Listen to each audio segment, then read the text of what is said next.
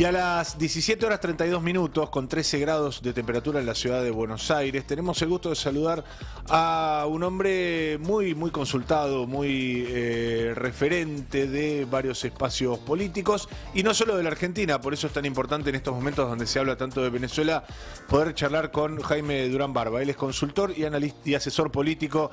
¿Qué tal? Buenas tardes, Durán Barba. Mariano Martín y el equipo de Palo y Zanahoria los saludamos. ¿Cómo anda? Buenas tardes, Mariano, qué gusto saludarlo. Gracias. Muy bien aquí. Gracias por atendernos. Dando vueltas, yendo para Estados Unidos también para ver cómo está esa elección. Ah, bueno. ¿Dónde estaba? Lo escuché mal, perdón. Estoy en este momento en Ecuador, pero saliendo para Estados Unidos. Porque esa elección también se puso interesante con la entrada de Kamala Harris. Claro. Parecía que ya estaba decidida por la inutilidad de Biden. Biden estaba fuera de juego. Pero creo que ahora con una mujer interesante, con mucha vida, con mucha vitalidad, con propuestas distintas, se pone competitiva. Mi impresión es que en los próximos días, ya que viene la convención demócrata, Kamala va a estar en el primer lugar muy pronto, y hacia el final es muy difícil de saber qué pasará, porque en Estados Unidos no hay una elección nacional. Son 50 elecciones estaduales 50 que tienen cualquier reglamento. No tienen, es el único país que no tiene una autoridad electoral nacional. Ni siquiera hay quien responda por la elección a nivel nacional. Cada estado hace lo que le da la gana. Y en la mayoría de ellos, en 49, quien obtiene la mayoría con un voto se lleva todos los delegados. Claro. Entonces es muy complicado. Realmente se va a decidir en 10 estados, los demás ya están decididos, o el republicano o el demócrata van a ganar ampliamente, y yo creo que es muy difícil de predecir lo que va a pasar en la elección con los electores. En votos, Trump va a sacar más votos, en votos populares. Pero eso no significa nada. Hay varios presidentes que han llegado al poder perdiendo en votos y ganando en electores. Entonces está muy interesante, hay que ir a ver qué pasa. Es decir, para usted la elección de Estados Unidos ya está resuelta en términos de votos y Donald Trump es el hombre que mayor cantidad de sufragios individuales va a recibir seguramente en esta elección. Hasta donde se ven las encuestas, sí. Tiene una votación muy amplia. Es una campaña con mucha vida, con mucho movimiento. Más allá de las antipatías o simpatías, en la última campaña argentina, ¿cuál de las opciones vos veías movimiento, gente que gritaba, que se movía, que hacía algo, que estaba interesada en el juego? Solamente en una. En las otras dos había bastante gente aburrida. Sí. Bueno, a tal punto fue movida que tuvimos el episodio del intento de asesinato, algo que ya prácticamente parece integrar el folclore de Estados Unidos, esto de tratar de cargarse a los presidentes o a los candidatos presidenciales. Fíjate lo interesante, cómo reaccionó Trump. Trump no es mi preferido en la elección norteamericana, por cierto, pero el tipo, la diferencia de edad con Biden es casi nula, son 3 años. Sí. Pero al uno lo ves acabado, sin poder hablar. El otro se agachó, botó de lado a las escoltas, salió a levantar el puño. Tiene actitudes de vida, de ir adelante. Parecería 20 años más joven que Biden. Es un tipo con una personalidad que rompe barreras. Además tiene un equipo de campaña sensacional. Inmediatamente hicieron tacitas con la manilla rota, camisetas, sacaron $5 millones en dinero ganando con el atentado. Claro. O sea, es una campaña que reacciona ante la adversidad inmediatamente. También lo hicieron cuando tomaron la foto de Trump para ficharle en la policía, cosa que no ha pasado con ningún candidato en la historia de Estados Unidos. Es el único candidato fichado por la policía. Y ellos, en vez de deprimirse, hicieron camisetas, sacaron $7,5 millones vendiendo merchandising con el evento.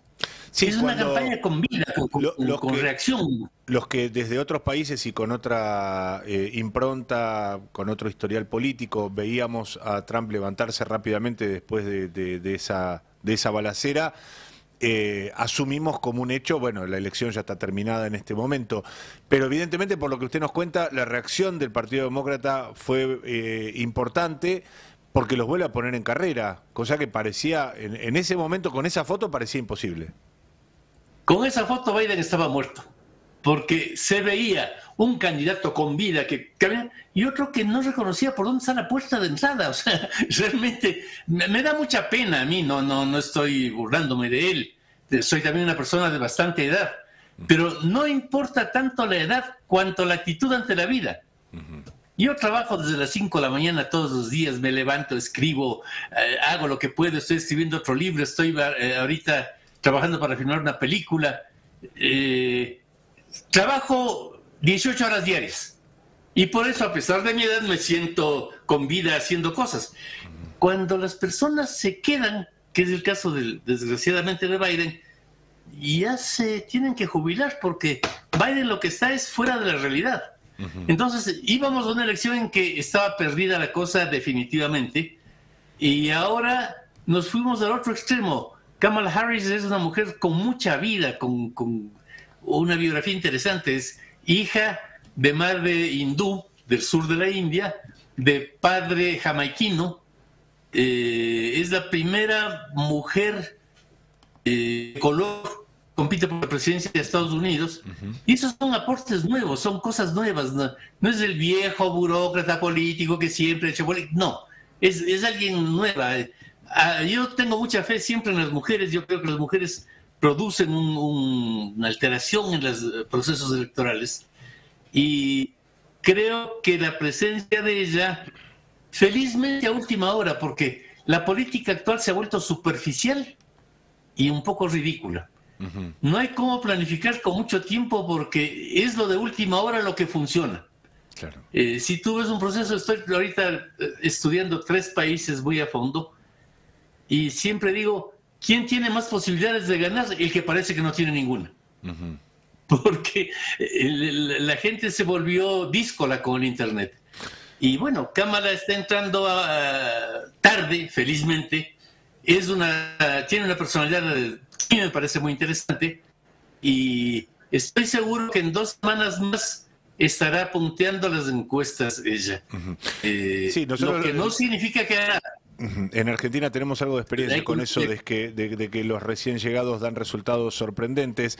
Pero antes de ir a Argentina lo cambio también de geografía, Durán Barba, porque estamos muy pendientes de lo que está sucediendo en Venezuela, por el desenlace que pueda tener en nuestro país hermano, pero también, por supuesto, por los impactos que pueda tener a nivel regional. Rápidamente se ha generado una nueva instancia de bloques de países, pronunciamientos cruzados, organismos internacionales que intentan presionar sobre la figura de Nicolás Maduro. ¿Usted avisora un desenlace sano, de alguna manera, por decirlo de alguna manera, de esta crisis? Ojalá se dé, pero no es tan fácil. En Venezuela hay un elemento que a mí personalmente me pesa mucho. Yo nunca he estado de acuerdo con ningún gobierno militar en ningún sitio del mundo. Detesto no a los militares, pero a los gobiernos militares. Yo creo que salir de un gobierno militar como es el venezolano es difícil a menos que las Fuerzas Armadas se dividan. Mientras tanto, no pasa nada. No es cuestión de si hubo fraude porque unos han contado los votos de una manera u otra. Ahorita en Internet vos podés encontrar el triunfo de 80 a 20 de la derecha sobre la izquierda, de 60 a 40. Todas son mentiras. No hay datos objetivos. Las encuestas que se difundieron en la campaña también, que daban esas diferencias descomunales, objetivamente no son así. Además, no se puede hacer encuestas de un país en que hay una dictadura militar. Nosotros intentamos hacerlo en Nicaragua cuando ganó Violeta Chamorro. Era imposible. La gente está asustada, está complicada. Yo no creo que sea fácil la salida. Es evidente desde un punto de vista que se ha deteriorado el apoyo al gobierno de Maduro, al gobierno de las Fuerzas Armadas, pero es evidente también que tienen seguidores, porque estamos acostumbrados a una sociedad en la que el uno te dice, barrimos y el otro también. El uno dice que todo el pueblo venezolano quiere sacar a Maduro y el otro que todo el pueblo venezolano quiere permanecer. Sí, en No ese es así. sentido, Durán Barba, perdón, en ese sentido es interesante lo que usted Sí. plantea, porque los que han dado un resultado aparentemente muy abultado, justamente tienen que ver con la oposición, la propia Corina Machado, junto a Edmundo González Urrutia, hablando de un resultado de 70 puntos, de 70% a favor, y paradójicamente quienes se han mostrado supuestamente con los números reales a la vista más cautelosos o con un resultado más de mayor paridad, fue el propio oficialismo marcando este 51% contra el 44% de González Urrutia. Digo, ¿eso le da más credibilidad a alguno de los dos espacios? Algo más de credibilidad a Dios, si hubiese estado ayudando a la oposición, les habría dicho que mientan pero con sentido, pues. Que ellos también digan que tienen 52. Porque cuando dicen que tienen 70, 80, evidentemente están mintiendo. Están diciendo, soy mentiroso y tengo este dato, ¿qué te parece? No, hay que ser sensato. Y por último, yo no soy partidario de mentir nunca, pero si quieres mentir, mentí con algo de sentido común, pues diciendo algo que parezca que puede ser cierto. Yo no creo en los datos ni del gobierno ni de la oposición. Creo que lo que habría que tener es unas elecciones que sean realmente libres. Una elección no es libre si, para empezar, la mejor candidata de la oposición fue presa y fue marginada de la votación. Marina Corina Machado era la candidata. El candidato de la oposición actual es un señor un poco Biden. Está viejito, no, pues la señora Machado, a quien no conozco personalmente, es una persona con vida, que es como Kamala. Ese es un proceso viciado. Yo creo que en los países en que las Fuerzas Armadas tienen una opción militar, eso está mal. Sean esos países, el país de Bukele, en que evidentemente hay una dictadura de derecha, de izquierda, de cualquier cosa, pero hay un gobierno autoritario como el gobierno de Venezuela. Ojalá transiten hacia la democracia, pero eso no va a pasar mientras no se dividan las Fuerzas Armadas. Mientras el gobierno es de las Fuerzas Armadas, lo que vamos es a tener una imposición de lo de Maduro o un enfrentamiento sangriento, porque también ya hay mucha gente que está rebelando. Recién habló de no puede haber elecciones limpias cuando hay una candidatura sujeta a una proscripción, y cuando dijo eso se me vino a la mente el argumento central que tuvo Cristina Fernández de Kirchner en su momento para no presentarse a las elecciones en la Argentina, para nominar a Sergio Massa como candidato, que finalmente terminó derrotado por Javier Milei. ¿Encuentra algún paralelismo en esos procesos? A ver, el uso de la justicia para desviar la política es frecuente en toda América Latina. Es evidente que en el caso de Cristina Fernández hubo una condena que no le proscribía, pero sí le significaba un problema para ser candidata. Que escogió un candidato que era viable. Massa era un buen candidato. De hecho, si vemos objetivamente los números, estuvo a 2.3 de ganar la presidencia en una sola vuelta. Massa fue un candidato espectacular. Con esa situación económica, llegar a 2 puntos del triunfo fue un resultado muy bueno. Le fue peor en el anterior juego, cuando escogió a Alberto Fernández como presidente y ella fue como vicepresidente. Porque yo no entiendo el fanatismo ni creo en nada, pero creo que objetivamente el gobierno de Alberto Fernández fue un gobierno bastante defectuoso. En eso a Cristina le fue mal. La elección del candidato fue una buena elección. Ahora, ahí tenemos una cosa curiosa. Massa fue un muy buen candidato, pero Milei expresó los nuevos tiempos. Creo que el debate es un momento muy importante de análisis, en que evidentemente Massa estuvo mejor, evidentemente. Fue más coherente, más estadista, etcétera. Ganó el debate Massa y ganó votos Milei. Porque en esta sociedad del Internet la gente reaccionó diciendo, qué odioso este tipo, es el primero de clase. Yo se lo comenté en algún momento al propio Massa. Parecías ese niño que odiábamos en la escuela, que siempre que la maestra hacía una pregunta decía, yo, señorita, yo sé. Mientras que el otro estaba desconcertado, en algún momento le dijo, ¿qué más querés preguntar? Terminó de víctima Milei y le dio votos, aunque en el debate perdió. En la sociedad antigua habría sido una catástrofe para Milei. En la sociedad actual, con esta serie de juegos de imágenes, de sentimientos, de víctimas, la cosa se ha complicado mucho. Nosotros estamos estudiando varios países y hemos estudiado la elección peruana, la chilena, el triunfo de Castillo y de Boric se explica por eso, por la irrupción de este nuevo tipo de líderes, entre los cuales está Trump, que pueden gustarnos o no, pero significan una política de nuevos tiempos. Durán Barba, ¿qué tal? Fernando Siveira, buenas tardes.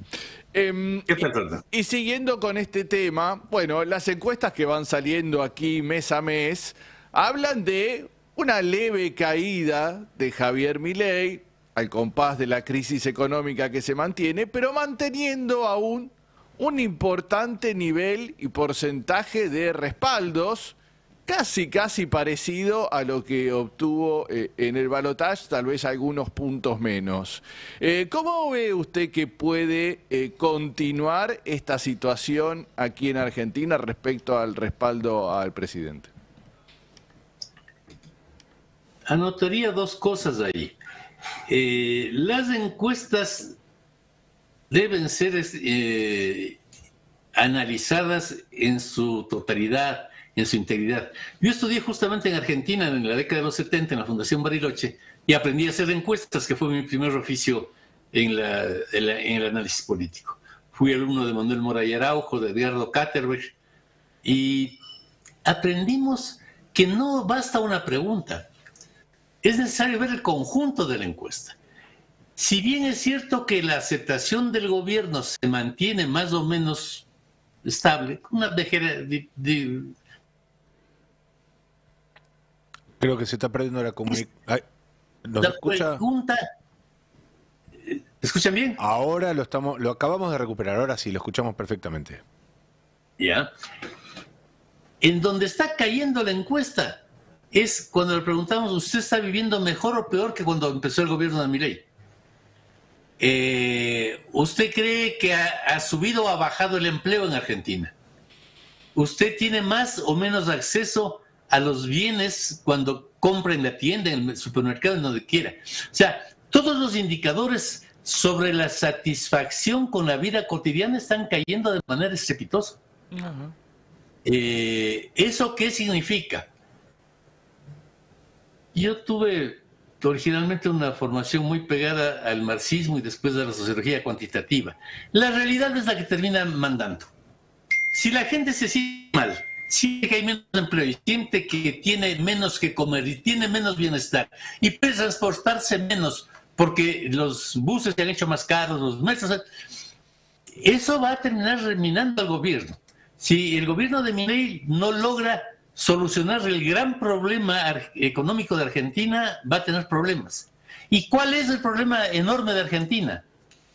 Todas las investigaciones nos dicen lo mismo en Argentina, en Perú, en Bolivia, donde ahora estamos investigando. El problema más importante del país para la gente es poder darle un helado a su hijo cuando lo lleva al parque. El principal problema del país es, quiero darme un gustito, ir alguna vez al cine con mi familia. El Fondo Monetario y la negociación con los demás les importa un rábano. La mayoría quiere vivir mejor. Así es la vida, así es el mundo, y sí somos mucho más pragmáticos con la red. Entonces, si Milei no afronta ese que es el gran problema de Argentina, no es el déficit cero, no es la inflación, el que la gente pueda vivir un poco mejor, vamos a tener problemas muy graves. El indicador ese más teórico de si acepta usted o no al gobierno va a terminar vencido por esos indicadores concretos sobre la vida cotidiana. ¿Usted come mejor, tiene más empleo o no? Durán Barba, ¿qué tal? Franco Misraghi lo saluda. Lo consulto. ¿Qué tal? Muy bien. ¿Habla con Macri? ¿Volvió a hablar con Macri? Quería consultarlo a ver qué le diría en el actual escenario argentino, con Milei ya instalado como referente de la derecha, también con Villarruel presente. Bueno, si habla con él y cómo ve su posicionamiento político actual. No he hablado con Mauricio cerca de un año, un poco menos. Él tomó un sendero, era el líder de su grupo, está bien que pueda hacerlo, un sendero que le llevó a un derechismo que resultaba un derechismo poco atractivo frente a la tromba de Milei.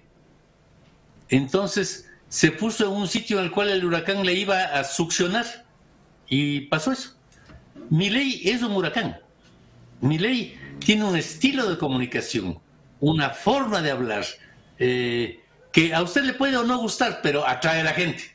Mauricio creo que se situó en el peor sitio de los posibles. Y creo que el PRO, los sectores más de derecha del PRO van a terminar absorbidos por la Libertad de Avanza, quiera o no Mauricio, y los sectores más progresistas no pueden estar en eso. Terminarán haciendo alguna otra alternativa con los radicales o con gente distinta. Porque la Libertad de Avanza es una mezcla extraña, además, de posiciones muy liberales en lo económico y bastante de derecha en otros puntos.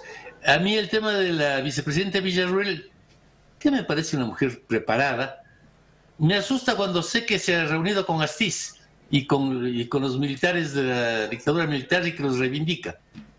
Yo fui estudiante universitario cuando estuvo la dictadura y estuve toda la década de los 70 en Argentina y preferiría cualquier jefe de gabinete menos Astiz. O sea, no, me parece que es ir a una derecha que la inmensa mayoría de argentinos repudió totalmente. Los crímenes de la dictadura no pueden ser reivindicados. Entonces, son cosas que como que me parecen demasiado, ¿no? Me parecen demasiado. Bien, y después quería preguntar algo vinculado a lo que veníamos conversando previamente y quería consultarlo respecto a cómo ve a las democracias en América Latina en general, pero digo, teniendo en cuenta sucesos como los de Venezuela, pero también, digo, tuvimos a Lula preso en Brasil, a Cristina con causas, tuvo causas y tiene causas también de persecución. Actualmente le intentaron asesinar, Evo Morales salvó su pellejo por poco. Entonces, ¿cuál es el escenario general de las democracias en América Latina en este contexto? La democracia está en una crisis absolutamente radical y no solo por lo que usted menciona. Hay algo muy de fondo que lo expuse mucho en mi último libro, Nueva Sociedad, que publiqué hace un año y medio, y es que la democracia representativa colapsó en el mundo. No existe más. Ante todo porque la gente de la época del Internet no quiere ser representada. Se acabó el sentido de autoridad. Yo con mi padre tenía una relación de un pobre mortal con Dios. Entonces decía algo y Dios disponía algo y decía perfecto. Los alumnos con los maestros, los feligreses con los curas, todos teníamos sociedades verticales. Y también los políticos con los líderes. Yo fui de la juventud peronista cuando estudiaba en Mendoza. Y a ningún joven con los que yo compartía la militancia política se le habría ocurrido mandar una carta: oye Juan, no estoy de acuerdo con lo que vos haces, cuando Perón era presidente. Primero porque no le decíamos Juan, y segundo porque era Dios, pues. Eso fue el diablo todo. Ahora mi nieto me trata como si fuese un compañero del parvulario, más allá de que soy una persona relativamente famosa, he sido ministro. Y con mi nieto me cree un chico más. Tengo una relación totalmente horizontal con él. En todo el mundo, los electores tratan por su nombre o por su apellido al presidente. Ya no es el general Perón, ya no es el doctor Velasco Ibarra. No, es Milei, es Mauricio, es Evo. La sociedad cambió. Y eso es muy, muy importante. Por eso también, excepto en Argentina, en donde tienen tanto dinero, los sindicatos casi desaparecieron en el mundo. Los obreros tampoco quieren ser representados por los sindicatos. Y estamos yendo a una sociedad caótica en la que ganan las elecciones personajes como Castillo en Perú, que es un caso genial de estudio, Boric en Chile, son casos que estudiamos nosotros muy detenidamente, Milei en Argentina. Yo en columna de Perfil, 1 año y medio antes del triunfo, dije que Milei podía ganar. En una reunión de editores de Perfil, expliqué por qué y todos se me mataron de la risa, que me había chiflado. No, pues aquí Argentina es un país ordenado, gana o el peronismo o Unidos por el Cambio. Aquí hay 2 partidos, mira, ahí no tiene estructura, no tiene gente en las provincias, es un chifladito. Dije, bueno, justo por eso, porque no tiene estructura y está chifladito, puede ganar. Esos son los que están ganando. Ese es el señor Trump, que lo que tenía es un show de televisión bastante chiflado y que es un personaje poco convencional, por utilizar términos corteses. Pero Trump es muy poco convencional, Bolsonaro también. O sea, los presidentes que ganaron, particularmente después de la pandemia, que nos alteró mentalmente a todos los seres humanos, son personajes distintos. Yo seguí mucho la campaña de Zelensky en Ucrania, una campaña sensacional. Un cómico de la televisión que hizo una campaña como cómico de la televisión. Y le barrió al presidente. Ahora, Durán Barba, ¿y cómo hacen las fuerzas opositoras, en este caso de un gobierno como Milei, para atraer al electorado que se le fue? Hoy da la sensación que el que va por el centro no es atractivo. Cualquier candidato aquí en Argentina que fue por el centro perdió su electorado. Es muy difícil cómo contrarrestar una agenda frente a alguien como Milei, esa hiperactividad y la permanente centralidad que busca con cualquier cuestión, ¿no? Tienes que tener más centralidad siendo más loco. ¿Más loco? Claro. Si haces la unidad de la oposición, te pasa lo de México. Yo, el segundo país en que más he vivido en mi vida después de Argentina es México. Tengo muchos amigos mexicanos y tengo muy buena relación con Andrés Manuel, con Claudia, con los de Morena. Conversando con amigos de México, cuando estaban armando la candidatura de Xóchitl, la líder de la oposición, decían, tenemos que llegar a la unidad de la oposición. Les dije, no, si quieren ayudarle a Xóchitl, disuélvanse, desaparezcan. ¿Qué decían las encuestas? 72% de los mexicanos decía que jamás votaría por un candidato apoyado por el PRI. 74 que jamás votarían por el PRD. 70 que jamás votaría por el PAN. Si hacemos una alianza de malos, Xóchitl queda hundida en el 30. No digo que sean malos, digo que la gente les siente malos. Entonces, si en Argentina hay una alianza de Mauricio, Cristina, los radicales, sacan 10%. Eso suena más a ciencia ficción, Durán Barba, pero sí se habla de una alianza de centro, sí se habla de una confluencia de los espacios centristas en Argentina. Uno podría identificar rápidamente Martín Lustó, Horacio Rodríguez Larreta, el propio Sergio Massa, como por lo menos ideológicamente están tratando de ver si se puede alumbrar algo ahí, pero bueno, desde su punto de vista parecería que no es el camino ir por ese lado.